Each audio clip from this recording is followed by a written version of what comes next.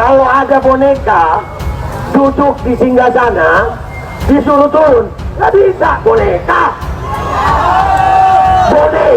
Jadi tetap kita mesti tahu istana itu punya banyak peralatan, masih punya banyak peralatan, dan justru bagian itu yang membahayakan demokrasi. Nah, memakai peralatan untuk mengganjal seorang itu tinggal kita analisis, ini dendam atau pesan sponsor dari oligarki, kan gampang tuh. Soal yang terkait dengan kehidupan atau praktik bernegara. Nah, harusnya dari awal saya mengatakan ya, instead of mengorbankan masyarakat ya dengan resiko ditangkap, ditahan dan lain sebagainya, maka sesungguhnya ini bisa diambil alih DPR dan atau DPD.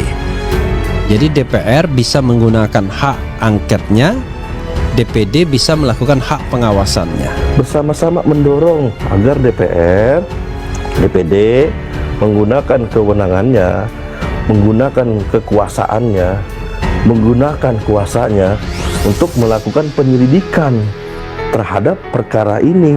Hukum acara MK ya tidak memungkinkan untuk melakukan pembuktian secara material. Jangankan Yusril yang duduk di sana, anak yang baru lulus S1 saja menang. Kenapa begitu? Karena proses pembuktian di MK sudah tidak masuk akal.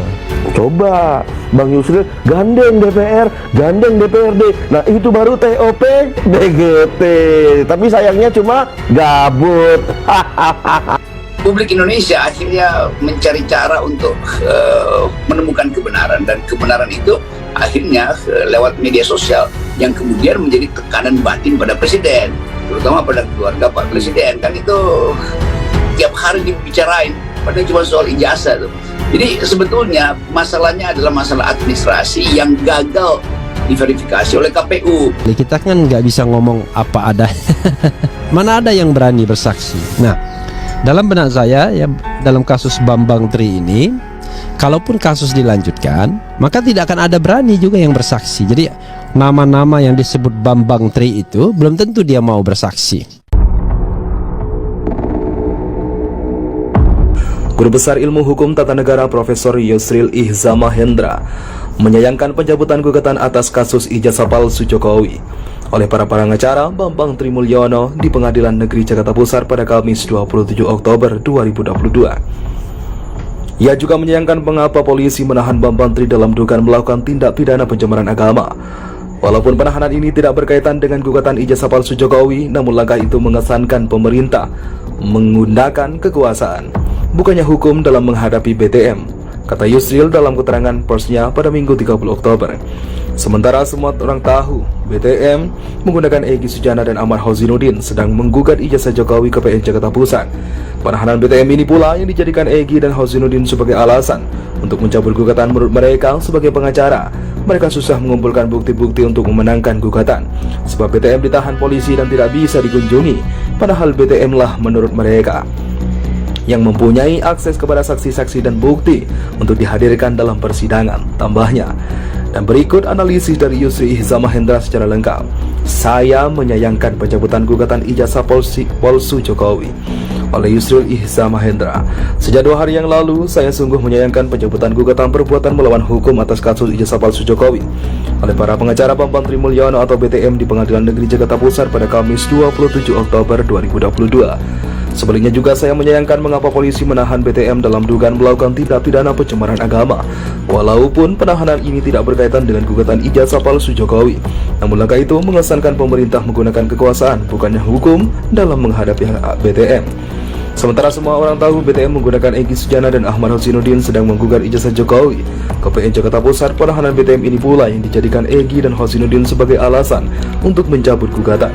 Menurut mereka, sebagai pengacara mereka susah mengumpulkan bukti-bukti untuk memenangkan gugatan, sebab BTM ditahan polisi dan tidak bisa dikunjungi, padahal BTM lah menurut mereka yang mempunyai akses kepada saksi-saksi dan bukti untuk dihadirkan dalam persidangan. Dengan dicabutnya gugatan, maka apakah ijazah Jokowi mulai SD, SMP, SMA, dan UGM yang dijadikan syarat Jokowi maju ke Pilpres, ASI atau PASLU akhirnya tidak pernah terbukti dan diputuskan oleh pengadilan? Padahal putusan hukum yang ingkrah Van Gawis dan mengatakan menyatakan ijazah Jokowi asli atau palsu sangat penting, bukan saja untuk mengakhiri kontroversi politik mengenai soal itu, tapi juga sangat penting untuk kepastian hukum agar kasus kontroversial ini berakhir dengan jelas. Kalau tidak, kasus ini selamanya akan menggantung dan menjadi gunjingan politik tanpa henti. Para pendukung dan simpatisan Jokowi akan ramai-ramai membuat pernyataan ke media, termasuk para pejabat pemerintah, pejabat struktural dan dosen UGM serta sahabat, teman seangkatan dan handai taulan Jokowi yang menyatakan mereka menjadi saksi ijazah Jokowi asli. Sebaliknya juga BTM dan para pendukungnya tidak akan pernah berhenti menggunakan media yang ada untuk terus melancarkan serangan bahwa Jokowi adalah penipu dan ijazahnya palsu, dengan bukti-bukti versi mereka tentunya. Tetapi semua pernyataan itu hanyalah bagian dari pembentukan dan penggalangan opini belaka. Dari sudut hukum, pernyataan-pernyataan itu tidak ada bobot dan nilainya, kecuali keterangan itu diucapkan di bawah sumpah dalam sidang pengadilan yang terbuka untuk umum. Saya teringat suatu ketika ada sekelompok pengacara yang menamakan dirinya 100 pengacara reformasi dipimpin oleh Soeharto Natawilana menggugat kebahasan berhentinya Presiden Soeharto ke PN Jakarta Pusat. Mereka mendalilkan bahwa berhentinya Soeharto tanpa melalui MPR tidak sah. Akibatnya kedudukan B.J. Habibie sebagai presiden menggantikan Soeharto juga tidak sah. Polisi zaman B.J. Habibie waktu itu tidak menangkapi Soeharto dan kawan-kawan dengan macam-macam alasan pidana.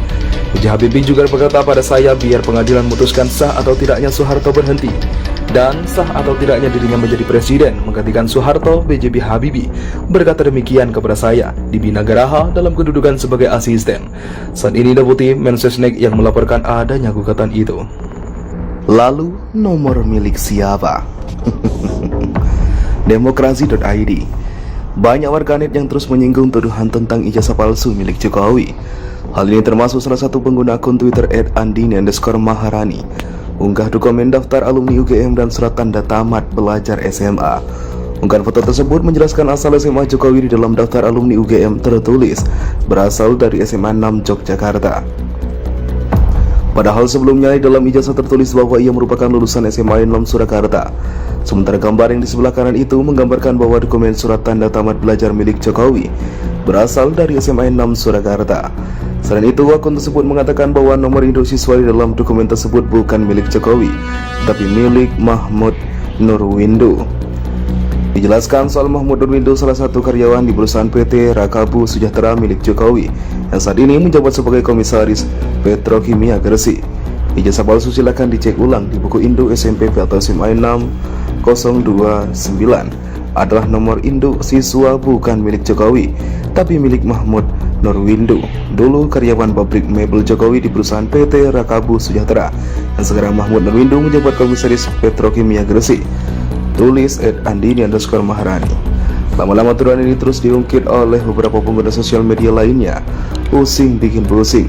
UGM Yogyakarta Konpres tidak menyelesaikan masalah. Lebih baik buka-bukaan saja publikasikan dokumen Jokowi. Kalau asli ya asli, kata akun @fahri. Kasihan Bapak Bang Tri gara-gara ungkap dugaan ijazah palsu ini harus dipenjara. Semoga Allah Subhanahu wa taala balas orang-orang keji dan brengsek, termasuk semua kezaliman terhadap Pak Bang Tri. Amin. Bibir akun @papa.